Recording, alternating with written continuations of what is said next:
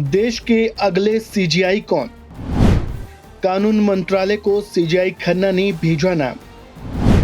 14 मई को नए सीजीआई लेंगे शपथ।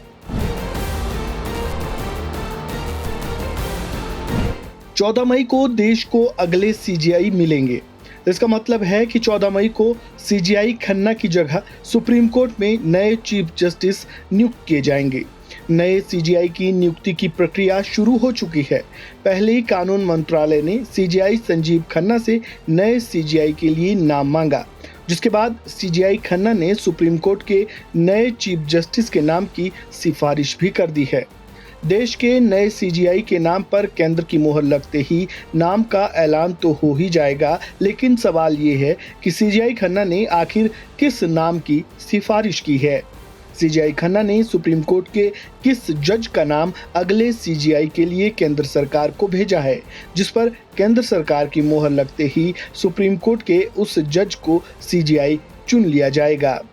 केंद्र सरकार की मोहर लगते ही जिनको अगले सीजीआई के लिए चुना जाएगा वो देश के 52वें सीजीआई होंगे और उनका कार्यकाल 6 महीने के लिए होगा। देश के नए सीजीआई 14 मई को शपथ ग्रहण करेंगे। वहीं सीजीआई खन्ना उनको नए सीजीआई के रूप में अपना पदभार सौंपेंगे। गौरतलब है कि सीजीआई खन्ना देश के 51वें सीजीआई है। सीजीआई खन्ना ने 11 नवंबर 2024 को नए सीजीआई के रूप में शपथ ली थी। उनका भी कार्यकाल 6 महीने का ही है। ऐसे में अब उनके रिटायर होने का वक्त आ गया है और नए सीजीआई की नियुक्ति की प्रक्रिया शुरू हो चुकी है। लेकिन अभी तक ये सवाल बना का बना ही रह गया है कि देश के अगले सीजीआई आखिर होंगे कौन। दरअसल सुप्रीम कोर्ट में चीफ जस्टिस की नियुक्ति का पहला पैमाना सीनियरिटी है। सीजीआई संजीव खन्ना के बाद जस्टिस वीआर गवई ही सुप्रीम कोर्ट में सबसे सीनियर जज हैं।